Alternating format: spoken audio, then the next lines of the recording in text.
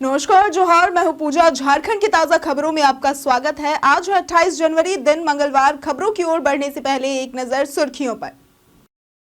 राजधानी में एक और फिटजी सेंटर पर लटका ताला। रेलवे ने 10वीं पास के लिए निकाली भर्ती।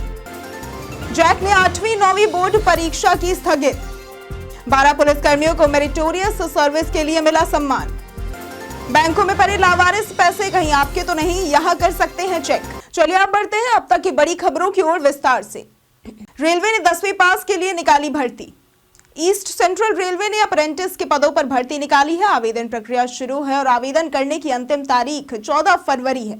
इच्छुक उम्मीदवार इसकी आधिकारिक वेबसाइट rrccrgovernment.in पर जाकर आवेदन कर सकते हैं। इस भर्ती के लिए उम्मीदवारों को 10वीं पास कम से कम 50% अंकों के साथ होना जरूरी है। साथ ही संबंधित ट्रेड में ITI की डिग्री हो। भर्ती से संबंधित सटीक और अधिक जानकारी के लिए आप इसके आधिकारिक वेबसाइट और अधिसूचना को देख सकते हैं। साइबर ठगी के बड़े गिरोह का हुआ पर्दाफाश।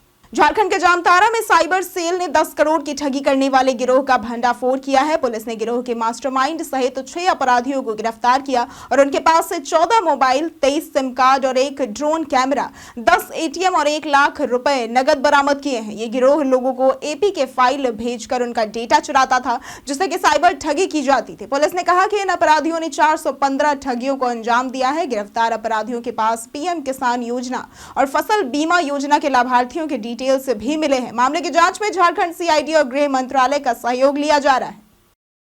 कई कारणों से दर्ज है भारत के इतिहास में आज की तारीख।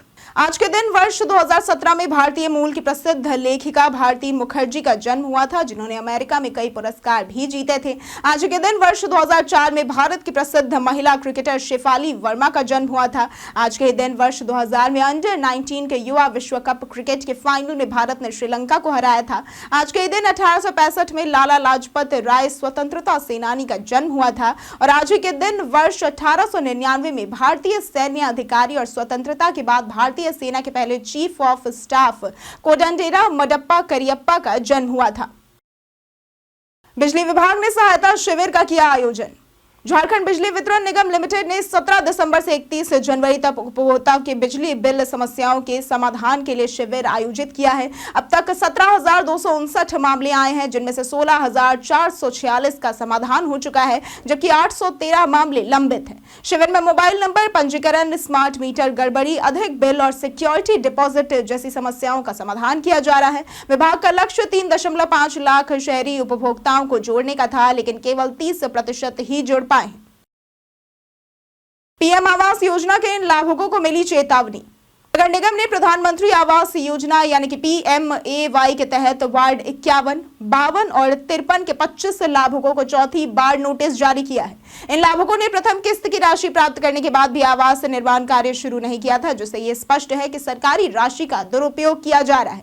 नोटिस में ये चेतावनी दी गई है कि अगर आवास निर्माण समय सीमा में पूरा नहीं हुआ तो इनका नाम स्वीकृत सूची से हटा दिया जाएगा और सर्टिफिकेट केस भी दर्ज किया जाएगा। इससे पहले भी 3 बार नोटिस जारी किए जा चुके हैं। उप प्रशासक ने आवास निर्माण कार्य में प्रगति सुनिश्चित करने के लिए संबंधित अधिकारियों को निर्देश दिए थे। जैक बोर्ड ने 8वीं 9वीं बोर्ड परीक्षा की स्थगित। झारखंड एकेडमिक काउंसिल यानी कि जैक ने 8वीं और 9वीं बोर्ड की परीक्षाएं 28 और 29-30 जनवरी को स्थगित कर दी है और नई तिथि बाद में जारी की जाएगी। जैक अध्यक्ष और उपाध्यक्ष के पद 18 जनवरी से खाली हैं, जिससे परीक्षाओं में दिक्कत आई है। अगर फरवरी के पहले सप्ताह तक नए अध्यक्ष और उपाध्यक्ष की नियुक्ति नहीं होती तो मैट्रिक और इंटरमीडिएट परीक्षाओं की तिथि भी बढ़ाई जा सकती है। झारखंड पर्यटन में आज बात होगी वासुकीनाथ मंदिर की। वासुकीनाथ मंदिर शिव पूजा के लिए प्रसिद्ध है और बैद्यनाथ मंदिर की यात्रा अधूरी मानी जाती है जब तक यहां दर्शन नहीं किए जाते। यह मंदिर देवघर से 42 किलोमीटर दूर जरमुंडी गांव में स्थित है। इसके इतिहास का संबंध नोनी हाट यानी कि हड़वा स्टेट के खतौरी से जुड़ा हुआ है। मंदिर परिसर में कई छोटे मंदिर भी है, जहां स्थानीय कला के विभिन्न रूपों को देखा जा सकता है। 12 पुलिसकर्मियों को मेरिटोरियस सर्विस के लिए मिला सम्मान। गणतंत्र दिवस 2025 के अवसर पर झारखंड पुलिस के 12 पुलिस कर्मियों को उनकी विशिष्ट सेवा के लिए मेडल फॉर मेरिटोरियस सर्विस यानी कि MSM से सम्मानित किया गया। सम्मानित होने वाले अधिकारियों में 2 पुलिस महानिरीक्षक यानी कि IG डॉक्टर माइकल राज एस और अनेपू विजयालक्ष्मी और पुलिस उपाधीक्षक नीरज कुमार शामिल है। यह पदक पुलिस सेवा में उनके सराहनीय कार्यों के लिए दिए गए। डॉक्टर माइकल राज बोकारो जोन के IG है, जबकि अनेपू विजयालक्ष्मी वर्तमान में पुलिस महानिरीक्षक प्रशिक्षण है।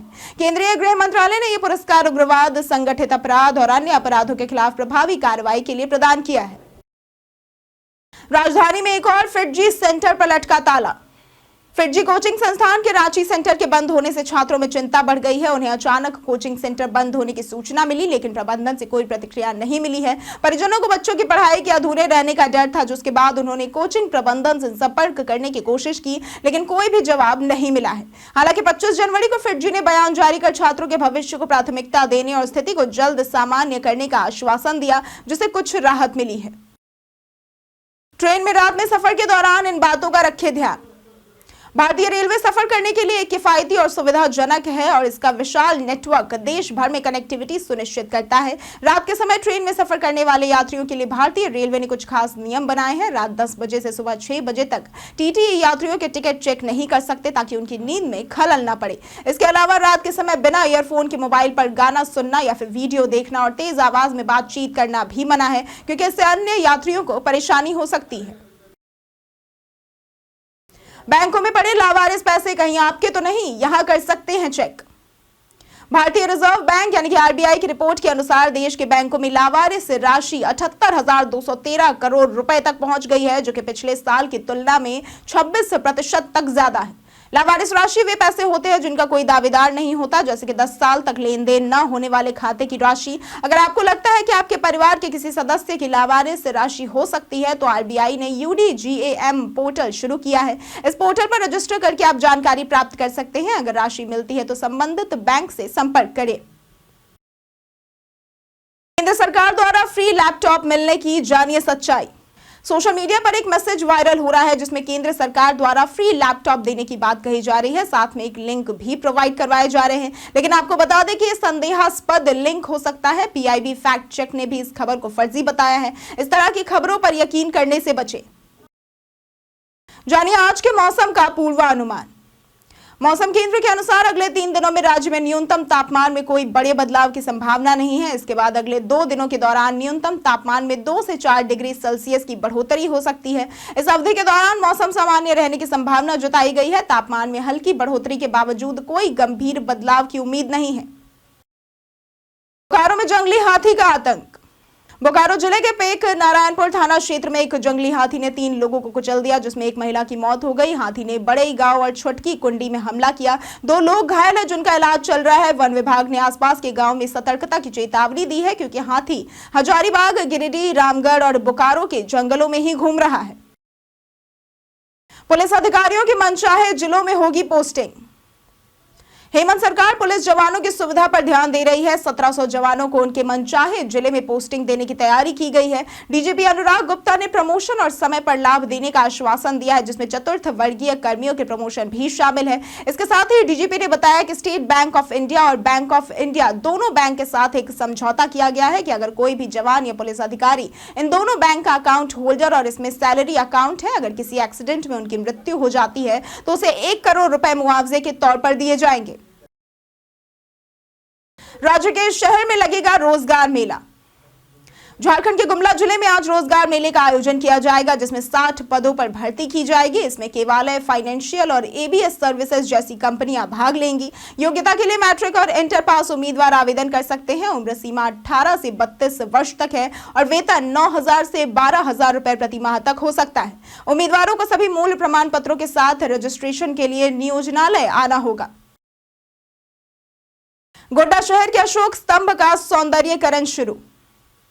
गोड्डा शहर के अशोक स्तंभ के सौंदर्यीकरण का काम शुरू हो चुका है, जिसकी लागत करीब 1 करोड़ रुपए है। पहले चरण में 24 लाख रुपए की लागत से स्तंभ के सौंदर्यीकरण का कार्य 90 दिनों में पूरा होगा। इस प्रोजेक्ट में टेराकोटा का इस्तेमाल कर झारखंड की सांस्कृतिक धरोहर को दर्शाया जाएगा। साथ ही शहीदों के नाम भी उकेरे जाएंगे। इस सौंदर्यीकरण से गोड्डा को एक नई पहचान मिलेगी और ये शहर का आकर्षण बढ़ाएगा।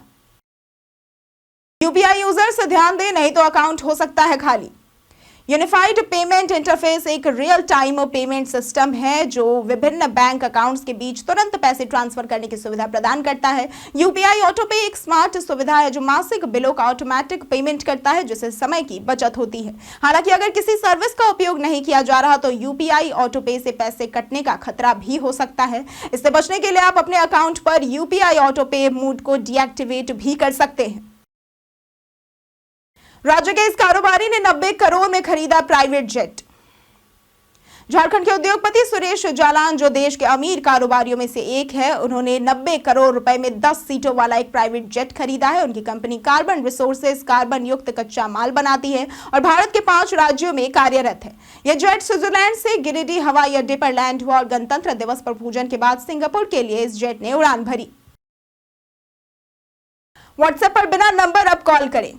व्हाट्सएप ने नया phone dialer feature roll out किया है, जिससे अब बिना नंबर सेव किए भी कॉल की जा सकती है। यूजर्स को कॉल्स टैब में कॉल ए नंबर का विकल्प मिलेगा, जिससे वो सीधे नंबर डायल कर व्हाट्सएप कॉल कर सकते हैं, बशर्ते उस नंबर का व्हाट्सएप अकाउंट उपलब्ध हो। ईपीएफ अकाउंट के बैंक डिटेल्स ऐसे करें चेक। पीएफ खाते से पैसे निकालने के लिए बैंक खाता लिंक होना जरूरी है। अगर लिंक किया गया खाता गलत हो तो आपको बैंक डिटेल्स अपडेट करनी पड़ती हैं। इसके लिए ईपीएफओ की वेबसाइट यूनिफाइड पोर्टल mem.epfindia.gov.in पर लॉगिन करके केवाईसी सेक्शन में बैंक खाता और आईएफएससी कोड अपडेट करें। यह प्रक्रिया अप्रूवल के बाद सक्रिय होती है। जल्द ही एटीएम से पैसे निकालने की सुविधा भी शुरू होगी। इसी के साथ बढ़ते हैं आज के सवाल की ओर। आज का सवाल है, आपके क्षेत्र में मौसम का क्या हाल है? आप अपना जवाब हमें हमारे कमेंट सेक्शन में लिखकर जरूर बताएं। आज के लिए सिर्फ इतना ही। झारखंड की तमाम खबरों के साथ बने रहने के लिए देखते रहे न्यूज झारखंड और हमारे चैनल को सब्सक्राइब जरूर करें। साथ ही अगर आप फेसबुक पेज पर देख रहे हैं तो लाइक और फॉलो जरूर करें।